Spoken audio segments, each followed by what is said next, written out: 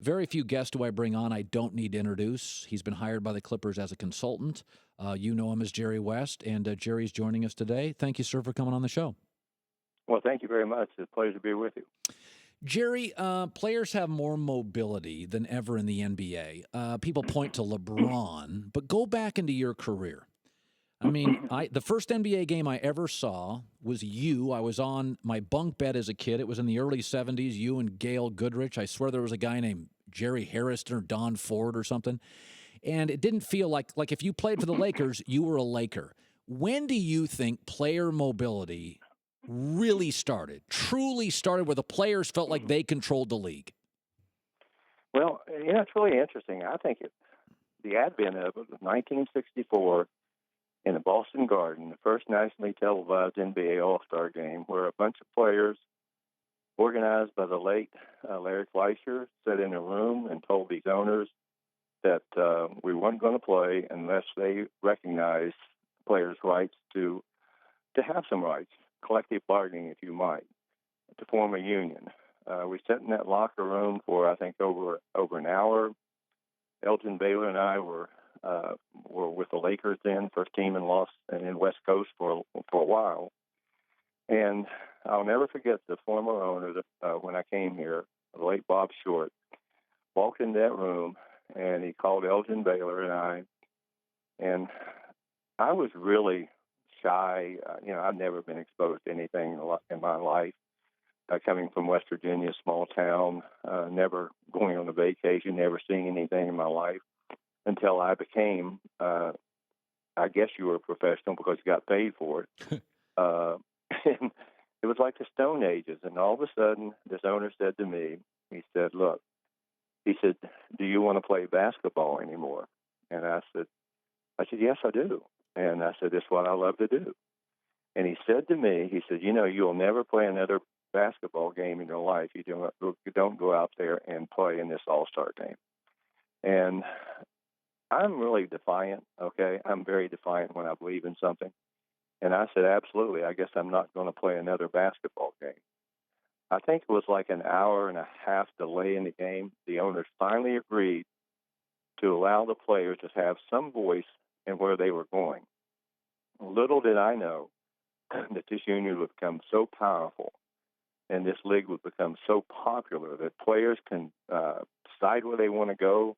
If they want to do it, they're going to, in many cases, they're going to give up a huge amount of money to do it. But I don't think money is the issue anymore because the players are just making astronomical amounts of money. They have earned the right to go where they want to play. But I do think there should be some order to it, and there's certainly no order to it today.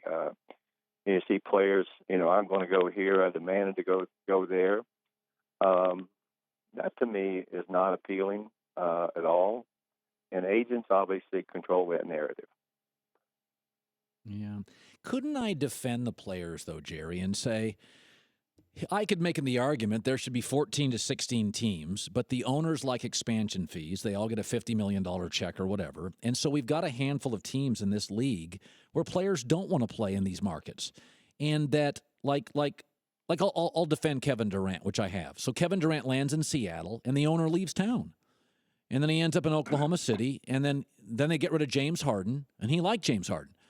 And sometimes these players watch these owners and these GMs, and they don't see a lot of loyalty.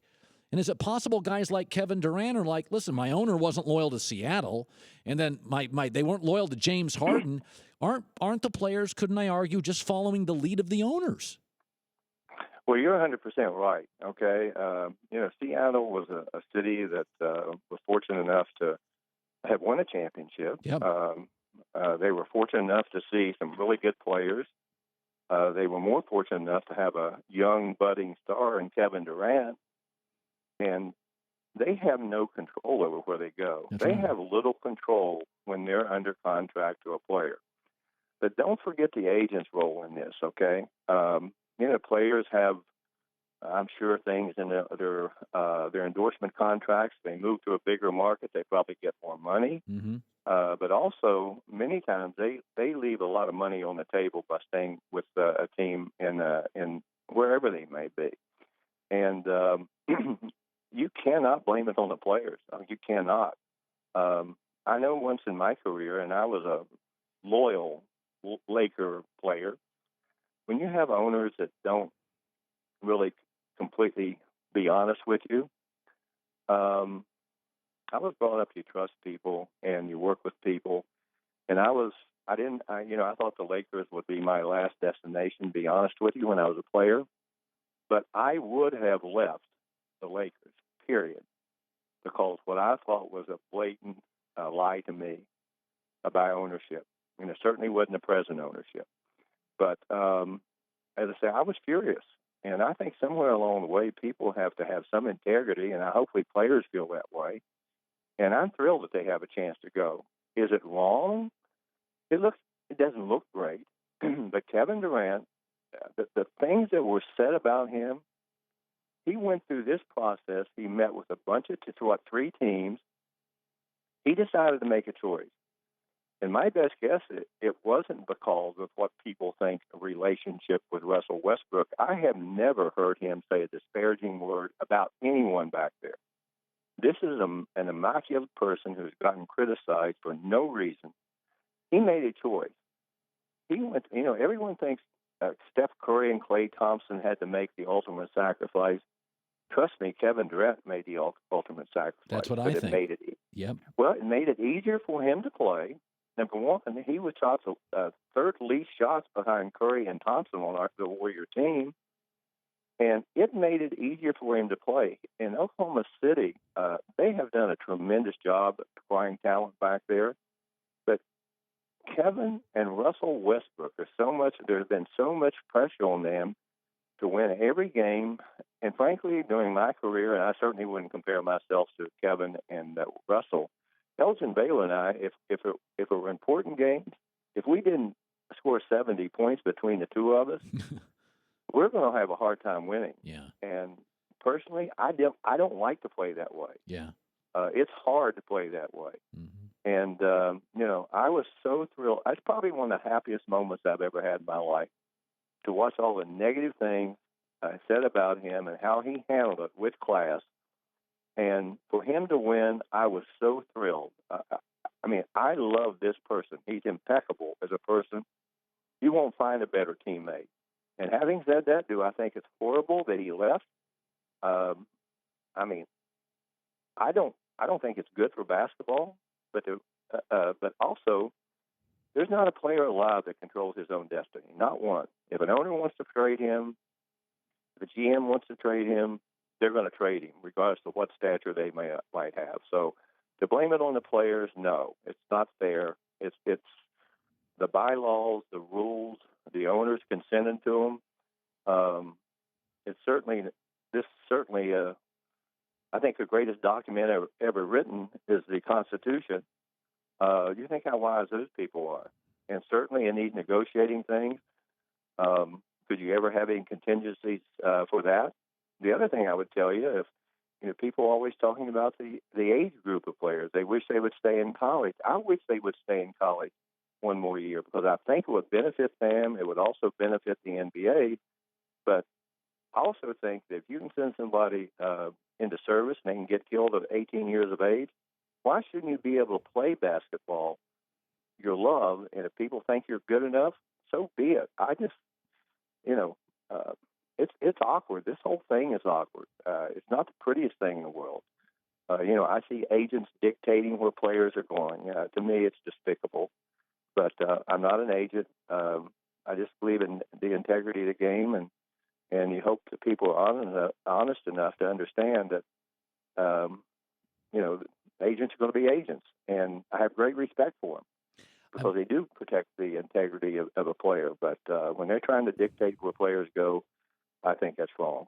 Quickly, Jerry, I've got about a minute left. The Lakers are in the news now. Paul George, Lonzo Ball. It sounds like things are bubbling. Do you feel pressure as now a member of the organization with the Clippers? Is there a rivalry between the Lakers where you feel an urgency to absolutely sign Chris Paul? You're going to have a new arena. Steve Ballmer's a very wealthy owner. Do the Laker moves at all, do they affect you today? Well, what what have they done? Okay, you know something.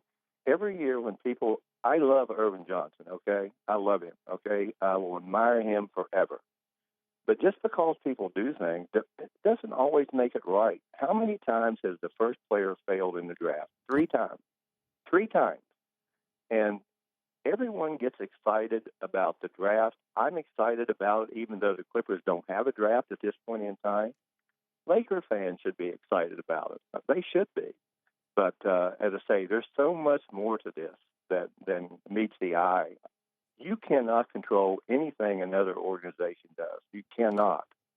And I don't really worry about the other teams. I've been fortunate enough to be with 4 great ownerships in my life. The late Jerry Buss was incredible to work with. The late Mike Heisley at Memphis was the best of the best.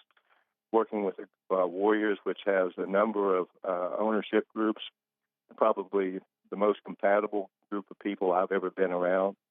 Meeting Steve Ballmer, I think he's going to be one of the premier owners in the league.